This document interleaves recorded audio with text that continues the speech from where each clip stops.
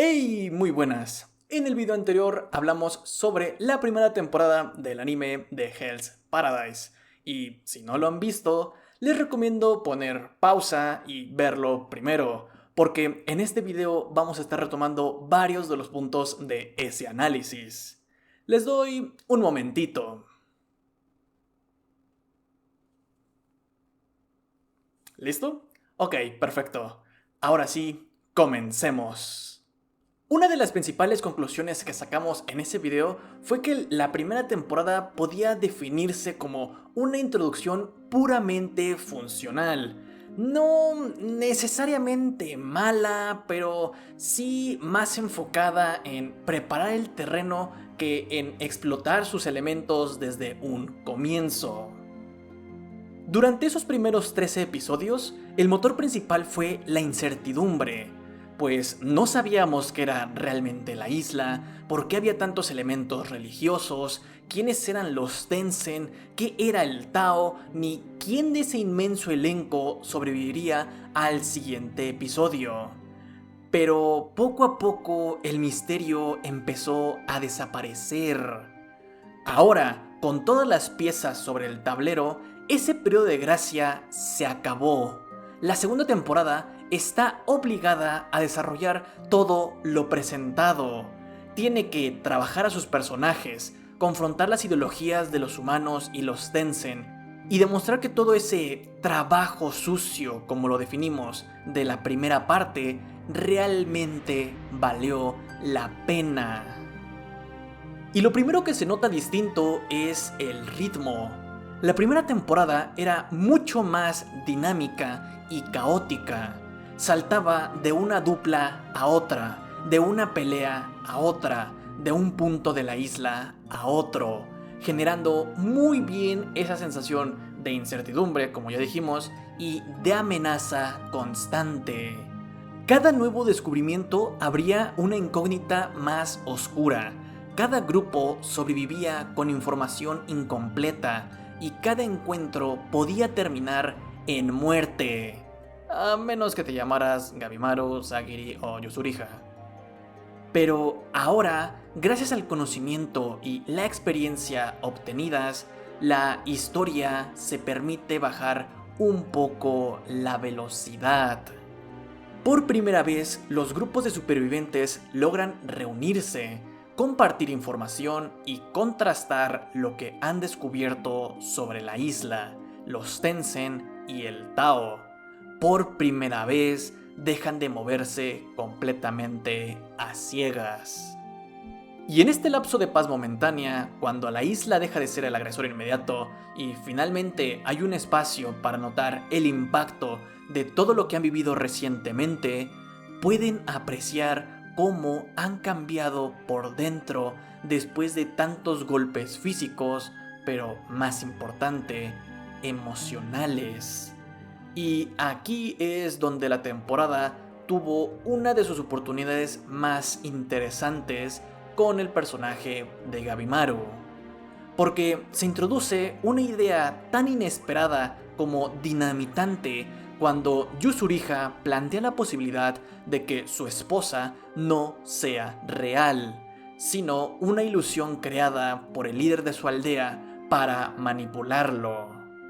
Y esto pudo haber sido un golpe durísimo para el personaje, porque la esposa de Gabimaru no es solo su motivación para regresar de la isla, es la prueba de que todavía queda algo humano en él. Es la persona que le permitió verse como algo más que una herramienta para matar. Entonces, si ella no existía, Gabimaru no solo perdía a la mujer que ama, perdía la base sobre la que estaba construyendo su nueva identidad. El problema es que este conflicto termina opacado por las consecuencias del uso excesivo del Tao, que le provocan una pérdida momentánea de la memoria, pero cuando desaparece la amnesia y recupera sus recuerdos de los últimos días, la duda sobre su esposa se resuelve demasiado rápido y de una forma demasiado optimista. lo que pudo haber sido una crisis profunda sobre quién es, qué recuerdos son reales, cuáles son falsos, y si eso cambia la humanidad que ha construido, termina sintiéndose como un obstáculo pasajero. A diferencia de Sagiri, porque ella mantiene una evolución mucho más consistente con lo visto en la primera temporada. Desde el momento en que se separa de Gabimaru, Sagiri empieza a crecer a partir de otras influencias, y lo aprendido de Senta y Yusuriha le permite darle una identidad más clara a su relación con Gabimaru. Hola, solo venía a recordar que si te está gustando el video, no olvides de dejar tu me gusta y suscribirte. Y espera un momento, porque si quieres dar un pasito extra y apoyar aún más al canal, me complace compartir que ya está activada la función de miembros, con la que me estarás ayudando directamente. Con ella también recibirás muchas ventajas en este canal. Si te interesa, busca acá abajo el botón unirme, donde tendrás toda la información. Muchas gracias y ahora sí, seguimos con el video. En cuanto al resto del elenco, ahora ya con menos personajes, gracias primera temporada, y con la muerte de compañeros como combustible emocional, la serie construye arcos simples pero efectivos. Chobe, Touma, Gantetsusai, Shion, Fuchi y Yusuriha no tienen introspecciones especialmente profundas, pero sus conflictos son claros. Dejar de estar cegado por la venganza, romper con el adoctrinamiento, abandonar el egoísmo o replantearse la forma en que se relacionan con los demás. Y aquí también, finalmente, ya podemos hablar de los Tensen como personajes. Porque en la primera temporada se presentan como entidades prácticamente divinas, pero conforme se revela más información sobre ellos, especialmente al descubrir que no son realmente inmortales, esa aura de divinidad se diluye.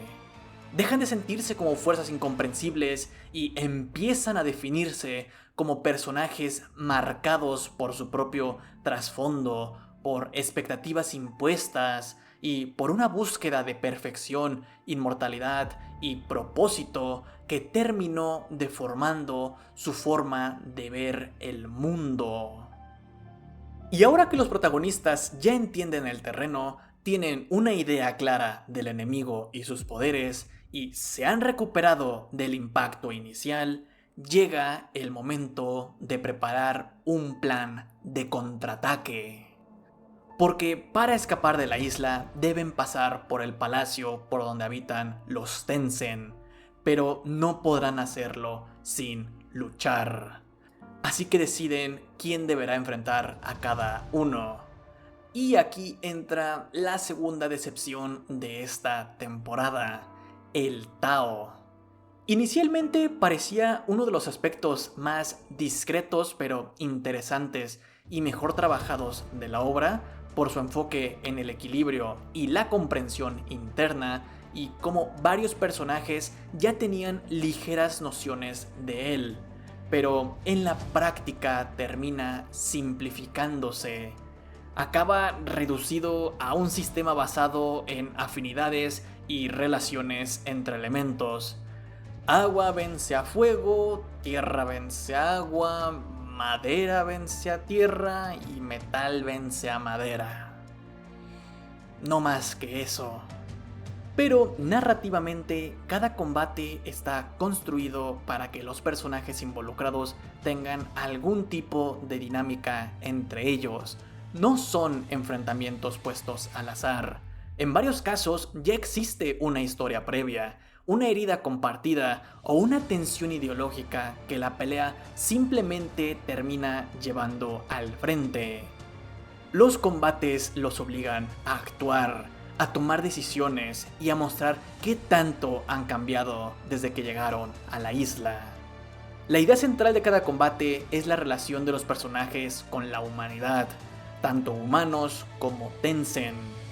Mientras algunos personajes avanzan al recuperar o finalmente entender la humanidad como una virtud, entendiéndose como empatía, conexión o propósito, otros pierden la humanidad como naturaleza, pero descubren que eso no necesariamente los convierte en monstruos. Sin embargo, aquí aparece una contradicción frente a la primera temporada. En ella, Hell's Paradise mataba personajes a montones. Como comenté en el video anterior, esas muertes servían para establecer el tono y la audacia de la obra. Pero justo ahora, esa idea se traiciona un poco. Los personajes ya están mejor asentados, sus conflictos son más claros y varios cierran sus arcos en estos combates. Es decir, ahora sí existían las condiciones para que una muerte importante doliera de verdad. Pero la serie no lo hace. Prácticamente en todos los enfrentamientos pudo morir algún personaje y habría funcionado de maravilla. No digo que en todos, ni siquiera uno por pelea, pero al menos una muerte habría reforzado mucho más el valor de las vidas de los sobrevivientes, los temas de los combates y la amenaza de los Tencent. No porque la historia necesite matar personajes para ser buena, sino porque después de poner tan baja la vara en la primera temporada y desarrollar los combates con la alta probabilidad de que suceda una muerte, la falta de consecuencias reales reduce parte del impacto de estos combates. Sientes que te recuerda que al final del día esto es un shonen. Y estos combates, no solo narrativamente, sino que también en animación, representan el punto más alto en la obra. Sin volverse algo espectacular, sí empieza a notarse una intención más clara. La dirección se dedica a enfatizar personajes, emociones y momentos concretos mediante planos más cuidados, colorimetría, composición y secuencias con una identidad más definida. La acción se vuelve más dinámica, el montaje gana intención y la animación mejora en detalle y expresividad. Ahí, la serie logra generar escenas más memorables y momentos visuales que finalmente se sienten pensados, no solo adaptados como en la primera temporada. Otro punto negativo de esta segunda temporada es el cómo manejan la presión externa, porque en teoría la historia tiene dos cuentas regresivas. La primera viene desde fuera de la isla. Desde la temporada anterior se establece que si los criminales y verdugos no regresan pronto con el elixir de la inmortalidad, el shogun enviará una segunda expedición conformada por ninjas de la aldea de Gabimaru y verdugos más hábiles. Todos estos liderados por Shugen, el Asaemon de mayor rango y el más rígido y vengativo. Y viendo el panorama actual en donde ambos bandos están cooperando, los Asaemon sin duda alguna serán vistos como traidores. El problema es que esta amenaza nunca se siente presente para los protagonistas. Nosotros vemos cómo la segunda expedición llega y avanza por la isla, pero el grupo principal nunca está al tanto hasta que prácticamente se los encuentran. La segunda cuenta regresiva viene desde dentro de la isla. Rien, el Tencent mayor, gracias a lo descubierto de sus experimentos con Chobe, secretamente está preparando un plan para partir a Japón y transformar a todos en Tan. Al revelarse esto, eleva muchísimo la escala del conflicto, porque ya no se trata solo de escapar y salvarse ellos mismos, sino de evitar que el horror de la isla llegue al mundo exterior. Pero ocurre algo parecido a lo anterior. La amenaza existe, sí, pero solo lo sabe Sagiri. La serie nos dice que el tiempo se está acabando, pero no logra hacer que esa urgencia se sienta de verdad. Entonces, ¿esta segunda temporada es mejor que la primera? Diría que sí, pero con varios matices. Porque por un lado, tiene errores más graves. Esta temporada se vuelve demasiado tibia con sus consecuencias. Parece contenerse, como si no quisiera arriesgarse justo en el momento donde más podía hacerlo y más le iba a funcionar. Y también está el caso de Gabimaru, que honestamente me parece un protagonista bastante flojo. Su conflicto tenía potencial, pero termina pesando tan poco que el resto de personajes prácticamente se lo comen. Hay momentos donde podrías quitarlo de la temporada y la historia seguiría avanzando casi igual. Pero al mismo tiempo, esta segunda parte tiene más y mejores aciertos que la primera. Cuando funciona, funciona mejor. Las peleas están mucho mejor pensadas, los personajes secundarios tienen momentos más claros y varios enfrentamientos logran darle a la obra una fuerza que antes solo prometía. Mi parte favorita es toda la pelea de Gantetsusai y Fuchi contra Yufa, porque ahí los cuatro personajes funcionan muy bien, se vuelve un baile maravilloso. Y se demuestra que Hell's Paradise sí tenía algo más que ofrecer, aunque no tanto como para convertirse en algo realmente sobresaliente si lo comparamos con obras similares. De cara a una posible tercera temporada, o quizá película, con mapa no se sabe, mis expectativas son cautelosas. No sé qué tanto falte por adaptar, pero a mí me parece que ya puso toda la carne en el asador. No sé qué podría estarse guardando. Así que lo único que esperaría es que cierre de forma correcta. Por el momento, eso sería todo por mi parte. Si les gustó, dejen un me gusta y en los comentarios díganme a ustedes qué les pareció esta temporada y cuál es su pelea favorita. Nos vemos en la próxima. Adiós.